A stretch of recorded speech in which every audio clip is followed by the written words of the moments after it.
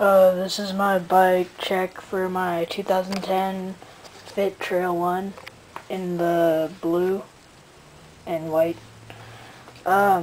Start off at the front. I have a white plain black rim, just a stock front hub, stock spokes, stock fork, the regular bars. I have the Odyssey Aaron Ross keyboard grips. I have the down-low drop Rasta stem. I have the Fit PC plastic pedals. They're pretty good. They broke in pretty fast. I like them. It's been pretty good. I have the stock Fit seat.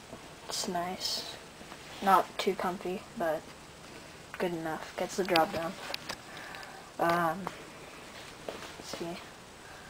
Have some blue hub valve caps. Plain black rim in the back. Still running brakes. Gonna take them off soon. I have the Eastern slit peg light. It's good. What else? I'm going to be getting the stolen Thermalite seat post and plastic pivotal seat, and probably some new cranks. Not sure when I'm going to get those, but yeah, getting money soon. So, and that's about it. Alright, that's my bike check, and it's the 2010 Fit Trail 1.